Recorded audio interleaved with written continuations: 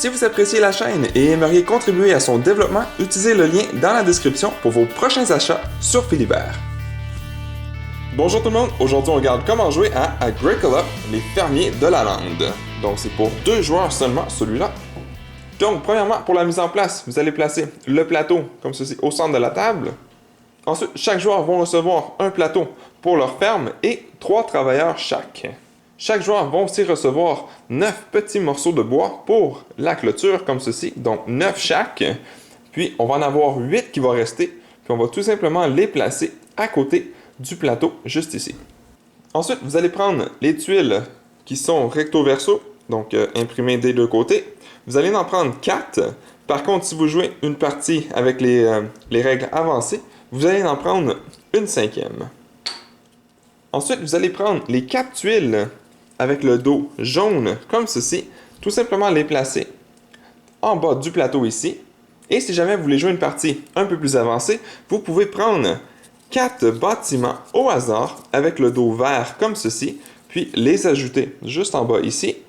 Puis, si vous voulez jouer encore plus avancé, bien, vous pouvez en prendre encore 4 supplémentaires pour un total de 12. Donc, 4 ici, plus 8 ici.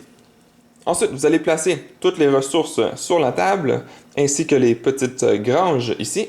Vous allez aussi placer les extensions pour les terrains juste ici. Et puis, finalement, vous allez déterminer le premier joueur de la façon que vous voulez. Donc, le jeu va se dérouler sur un total de 8 rondes. Comme indiqué ici, on en a 8. Donc, à chaque ronde, on va en ajouter une. Donc, quand on n'a plus de clôture, bien, on sait que la partie va être terminée. Puis, à chaque ronde, on va avoir 4 phases. La première, c'est-à-dire la phase de remplissage, où est-ce qu'on va remettre des ressources ici. Ensuite, la phase des ouvriers, où est-ce qu'on va placer nos ouvriers sur les cases d'action ici. La troisième phase, où est-ce qu'on va tout simplement reprendre nos ouvriers. Et finalement, la 4e phase, la phase de reproduction, où est-ce que nos animaux dans notre ferme vont pouvoir se reproduire. Donc, regardons ensemble plus en détail la première phase. Donc, ce qu'on va devoir regarder, c'est où est-ce qu'on a des petites flèches comme ceci. Donc, ici, je dois rajouter un bois. Ici, je dois rajouter 3 bois. Donc, 1, 2, 3. Ici, j'ai pas de flèche, donc j'ai pas besoin d'ajouter rien. Ici non plus, ici non plus. Ici, j'ai une petite flèche, donc je dois ajouter une clôture. Ensuite, pas de flèche, pas de flèche, pas de flèche, pas de flèche. Et puis ici, on a une petite flèche, donc on va rajouter un roseau et puis un mouton. Ici, ça va être un cochon et un mouton. Ici, ça va être une vache et un cochon. Et ici, ça va être un cheval et un mouton. Faites vraiment attention pour ne pas vous mélanger parce que la vache et le cheval se ressemblent beaucoup. Donc, regardez surtout le cou, donc beaucoup plus mince que ici. C'est peut-être la façon la plus facile de les distinguer. Et puis, dans d'autres rondes futures, si les ressources n'ont pas été choisies, bien, celui qui n'est pas dans le entre parenthèses, bien, on peut avoir un maximum de 1. Donc, je peux avoir un maximum de 1 roseau ici. Et ici, j'ajouterai seulement un petit mouton. Ici, on peut seulement avoir un cochon et j'ajouterai un petit mouton. Et même chose ici, donc un cheval, puis j'ajouterai un mouton, puis ici une vache et j'ajouterai un cochon. Une fois que c'est fait, on peut passer à la deuxième phase.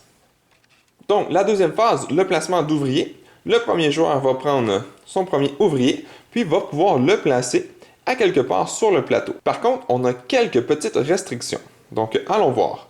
Donc, lorsque je place un de mes ouvriers, je dois être capable de faire au moins une des actions dans le carré de l'action. Donc, je ne pourrais pas placer mon ouvrier ici si je ne suis pas capable de faire l'action. Et si jamais je veux placer mon ouvrier et puis qu'il y a déjà quelqu'un, que ce soit moi ou mon adversaire, bien, je ne peux pas retourner à la même place. Je dois choisir une autre action. Mais ici, on a 2 fois la même action de construire des bâtiments spéciaux. Donc, je pourrais prendre celui-là par contre. Maintenant, regardons ensemble chaque action. Donc ici, on va tout simplement prendre le bois et puis le jeton du premier joueur. Ici, on va prendre les bois qui sont ici, donc 3. Ça se peut qu'il y en ait plus aussi, puisqu'on en ajoute 3 à chaque ronde. Donc s'ils n'ont pas été pris, bien ça se peut qu'on en ait 6, 9 et plus. Ici, je vais pouvoir dépenser un bois pour construire une clôture. Par contre, je ne peux pas prendre les clôtures qui sont ici. Je dois les prendre à côté de mon plateau. Et puis, je peux en construire autant que je veux. Donc, si je donne 3 bois, je peux construire 3 clôtures. Ici, je vais prendre 2 de mes clôtures que j'ai à côté de mon plateau, puis je vais pouvoir les placer sur mon terrain.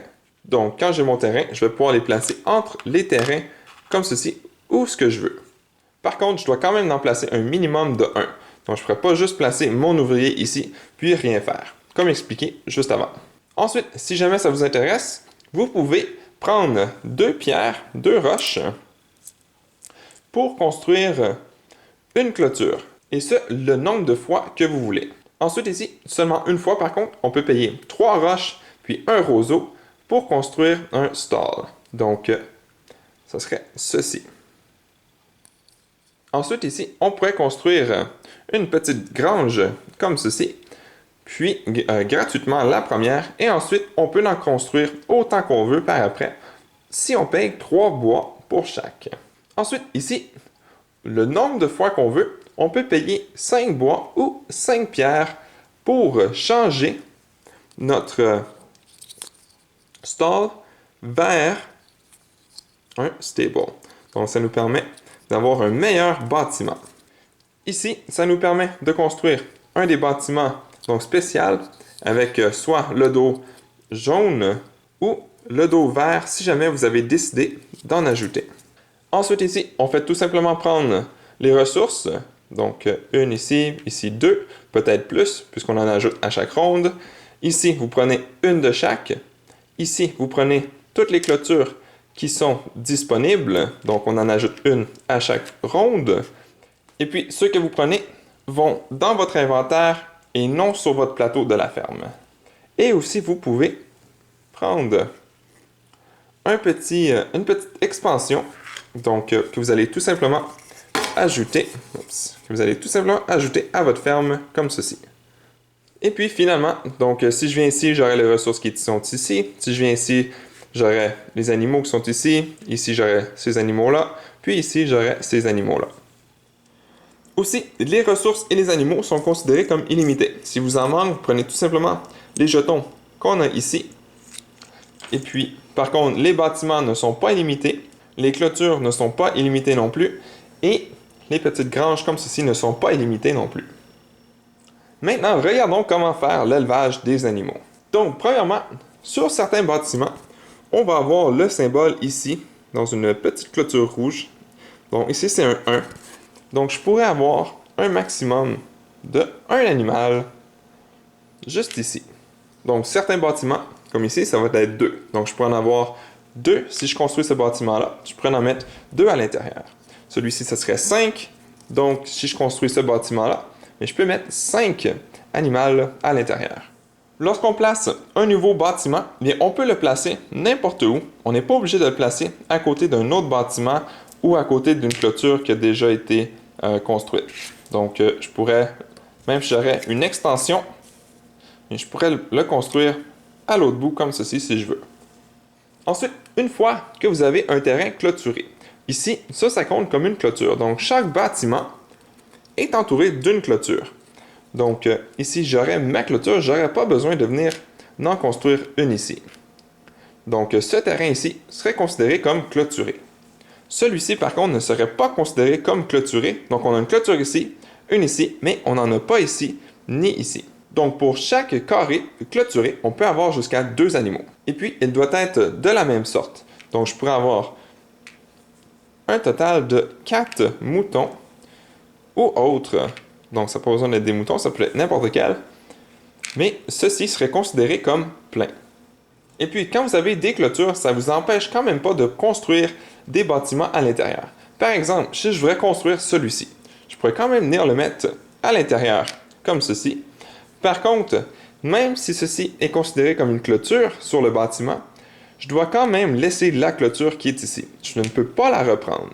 Donc, ça ne donne pas plus d'avantage d'avoir un bâtiment à l'intérieur de des clôtures, sauf pour le fait d'avoir accès maintenant au bâtiment. Et puis maintenant, le terrain, qui est un rectangle avant, bien, devient 2 différents terrains. Donc, j'aurai lui et maintenant lui. Donc, je peux en avoir 2 ici Puis ici, bien, malheureusement, on n'a pas le symbole rouge en bas, donc je ne peux pas mettre d'animaux ici. Donc avant, je peux en avoir jusqu'à 4. Maintenant, je peux avoir un maximum de 2.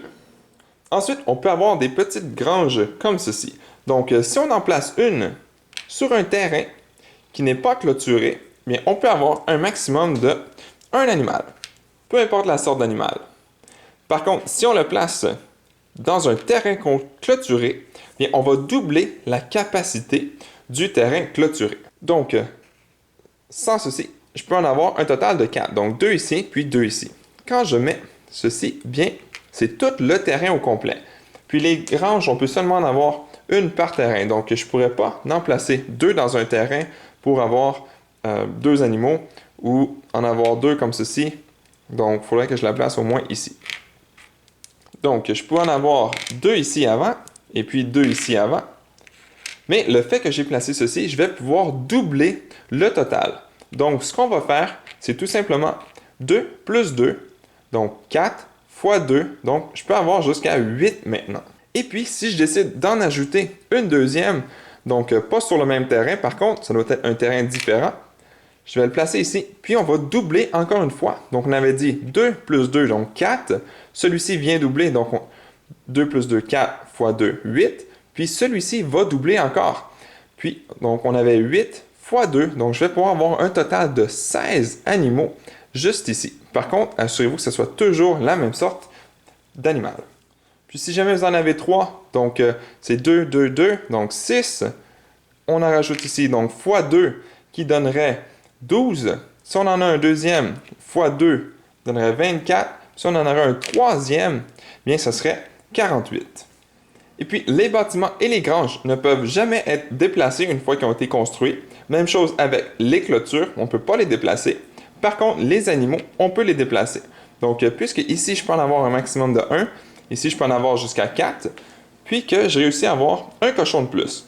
Donc, évidemment, je n'ai pas de place ici, puis je ne peux pas le mettre ici non plus, puisque j'ai un mouton. Donc, ce que je peux faire, c'est échanger le cochon avec le mouton. Et puis maintenant, je vais avoir de la place pour mettre le cochon.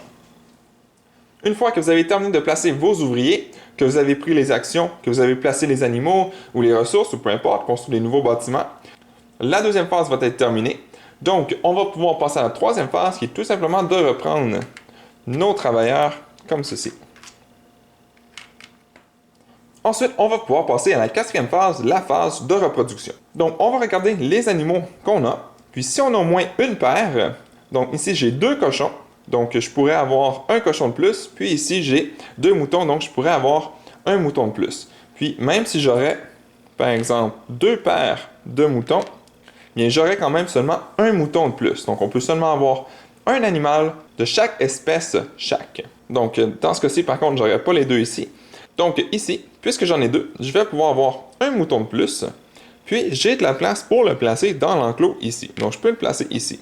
Si jamais ceci aurait déjà été plein, puis celui-là aurait été libre, j'aurais quand même pu le placer ici, puisque j'ai de la place.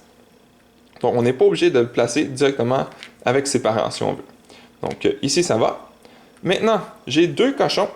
Donc, même s'ils ne sont pas dans le même endroit, dans le même enclos, mais ils peuvent quand même se reproduire, puis j'aurai un cochon de plus. Maintenant, le problème, par contre, c'est que ici, je ne peux pas le placer ici, puisque j'ai des moutons. Ici, je peux avoir un maximum de 1, puis ici, je peux avoir un maximum de 1. Donc, malheureusement, il s'enfuirait, puisque je n'aurais pas de place avec un enclos ou une petite grange. Si j'aurais un terrain avec une grange, là, j'aurais pu le placer sur le terrain avec la grange, mais malheureusement, j'en ai pas, donc je perds le cochon. Et puis, je vais tout simplement le remettre dans l'inventaire. Et puis, une fois que vos animaux se sont reproduits, bien, on recommence une ronde. Donc, on rajoute à la première phase donc, des nouvelles ressources. Donc, même s'il en reste du tour précédent, bien, on les rajoute quand même. Donc, j'en rajouterai un, j'en rajoute 3. Je regarde partout ce qu'il y a des flèches. Ici, par exemple, on fait attention, on peut avoir un maximum de 1 roseau, puisqu'il n'a pas été pris. Bien, on n'a pas besoin d'en rajouter un nouveau. On va tout simplement rajouter un mouton, puisqu'il est entre parenthèses. Par contre, si l'action aurait été prise durant le tour, eh bien là, il faudrait que je rajoute un roseau et puis un mouton. puis ici on rajoute seulement un mouton, ici seulement un cochon, puis ici seulement un mouton. Et puis ici, bien, on rajoute une clôture, puis ça se peut qu'il y en ait encore une de disponible d'un tour précédent, donc ça va s'accumuler. Et puis vous continuez jusqu'à temps qu'il n'en reste plus. Quand c'est la dernière, eh bien ça veut dire que c'est votre dernier tour, vous jouez votre dernier tour, et puis la partie serait terminée. Et puis finalement, pour le pointage final, eh bien, on va regarder pour chaque espèce d'animal, combien est-ce qu'on en a. Donc pour les moutons, j'en ai 3, donc j'aurai 3 points. Pour les cochons, j'en ai 3, j'aurai aussi 3 points. Les vaches, j'en ai 2, j'aurai 2 points. Et les chevaux, j'en aurai 2, donc j'aurai 2 points. Ensuite, ici, on peut regarder sur le côté de la boîte. Je vais choisir, tiens, de ce côté-là. Donc, pour les moutons, si j'en ai de 0 à 3, bien, j'aurai moins 3 points. J'ai 3, donc j'écrirai moins 3 malheureusement. Si j'aurais réussi à en avoir un quatrième, bien, je serais entre le 3 et le 7, entre le 3 et le 8, donc j'aurais 0 point. Mais si je réussis à me rendre au moins à 8, bien, c'est là qu'on commence à faire des points. Donc, entre 8 et 10, 1 point, entre 11 et 12, 2 points, 13, 3 points, 14, 4 points. Donc, après 13, c'est 1 point pour chaque d'extra qu'on a. Ensuite, on regarde les cochons, donc j'en ai 3. Même chose encore, 0 à 3, donc j'aurais perdu 3 points. Si j'en aurais plus, on ferait plus de points. On fait la même chose pour tous les autres animaux. Et puis, on écrit le total de points qu'on a, soit négatif ou positif, ici. Et finalement, on regarde les deux petits qui sont ici. Donc, pour l'extension, donc vous allez avoir 4 points pour chaque extension qui sont complets. Donc, par exemple, si j'aurais ceci. Donc, puisque celle-ci est complète, j'ai au moins une grange ou sur un terrain clôturé. Donc, j'aurai 4 points pour celle-ci. Ici, elle n'est pas complète, donc je n'aurai pas de points pour celui-là. Donc, j'écrirai un petit 4 juste ici. Et finalement, la dernière chose, c'est les points qu'on obtient avec nos bâtiments. Donc, ici, j'aurai 5 points. Ici, c'est 0 point. Ici, 0 point. Donc, j'écrirai 5 points ici. Puis, je fais tout simplement le total et celui qui a le plus de points gagne la partie. Puis, si jamais il y a égalité, le gagnant va être celui qui n'avait pas le jeton de premier joueur au début de la partie. Donc, ce serait le deuxième joueur au début de la partie qui gagnerait la partie. Donc, voilà, vous êtes maintenant prêts à commencer à jouer à Agricola, les fermiers de la lande. Merci à toutes les personnes qui ont regardé jusqu'au bout cette vidéo. Si cela vous a plu, n'hésitez pas à mettre un j'aime ou un commentaire sous la vidéo et de vous abonner pour ne rien manquer à l'avenir, car cela fait toujours plaisir pour le travail réalisé.